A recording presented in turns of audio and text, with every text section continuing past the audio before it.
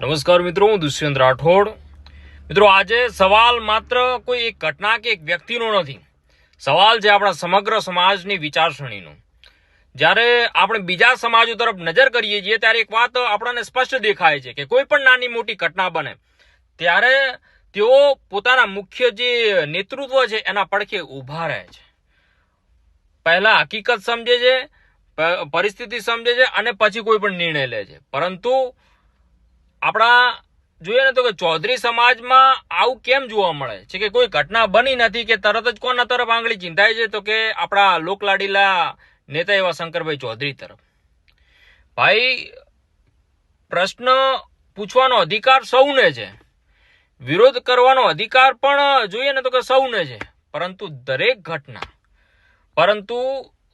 ઘટનાને એક જ વ્યક્તિના માથે નાખી દેવી આ કેટલા અંશે વ્યાજબી છે?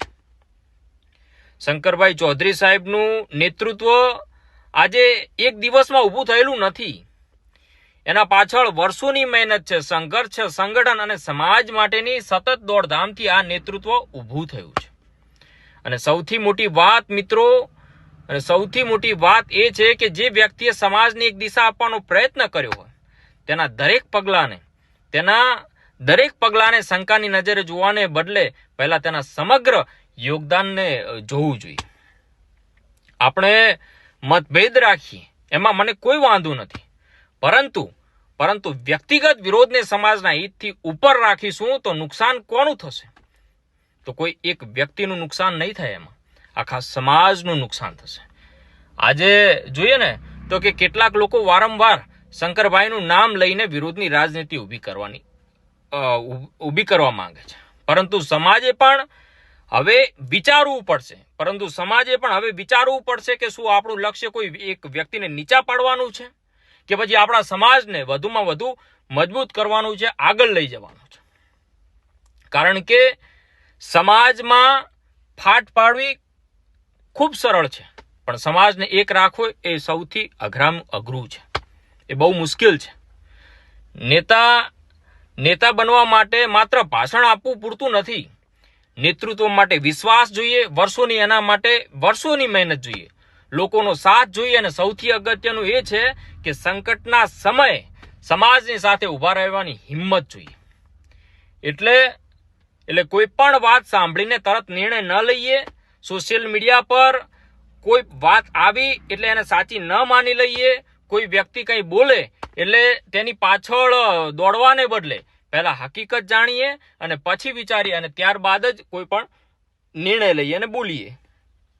ખરેખર જોઈએ ને તો કે આજે જો આપણા મજબૂત નેતૃત્વની કદર નહીં કરીએ, આજે જો આપણા નેતાઓને સતત પાછળ ધકેલતા રહીશું, આજે જો દરેક વાતમાં આપણે પોતાના જ નેતૃત્વ સામે આંગળી ચીંધીશું, તો આવતીકાલે જ્યારે મજબૂત નેતૃત્વની સાહેબ જરૂર પડશે ને ત્યારે કદાચ આપણી પાસે માત્ર ને માત્ર પસ્તાવો એના સિવાય કોઈ જ વધ્યું નહીં હોય. એટલે યાદ રાખજો, નેતૃત્વ સાહેબ તોડવામાં થોડો પણ સમય લાગતો નથી, પણ નેતૃત્વ ઊભું કરવામાં પેઢીઓ ખપી જાય છે. એટલે વિરોધ કરો તો મુદ્દાનો કરો, પ્રશ્ન કરો તો તથ્યો સાથે કરો, ટીકા કરો તો સમાજના હિત માટે કરો. પરંતુ કોઈ પણ વ્યક્તિના નામનો ઉપયોગ કરીને સમાજમાં ફાટ પાડવાનું બંધ કરો. કારણ કે આપણું ભવિષ્ય કોઈ એક વ્યક્તિથી મોટું છે, પણ મજબૂત નેતૃત્વ વિના એ ભવિષ્યને આગળ લઈ જવું એ ખૂબ સાહેબ મુશ્કેલ છે.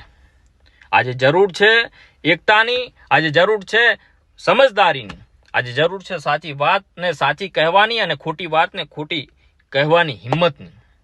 અને હા, શંકરભાઈ ચૌધરીની ટીકા કરવી હોય તો કરો, પણ તેમના વર્ષોના યોગદાનને ભૂલીને નહીં. કારણ કે સમાજને વ્યક્તિ નહીં, મજબૂત નેતૃત્વ જોઈએ છે. સમાજને વિવાદ નહીં, વિકાસ જોઈએ છે. અને સમાજને સાહેબ ફાટ પાડવાની નથી, એમાં એકતા જોઈએ છે. અને સમાજને પાછળ નહીં પણ આગળ લઈ જવાનો છે. એને સમાજને વધુમાં વધુ મજબૂત બનાવવાનો છે. આપણે વ્યક્તિની પાછળ નહીં, સમાજના હિત પાછળ ઊભા રહેવાનું છે. અને જોઈએ ને તો કે જ્યારે સમાજનું હિત અને મજબૂત નેતૃત્વ સાહેબ એક જ દિશામાં હોય, આગળ વધી રહ્યું હોય, ત્યારે તેને તોડવાનું નહીં, તેને વધુ મજબૂત બનાવવાનું કામ કરવાનું છે. ખૂબ ખૂબ ધન્યવાદ.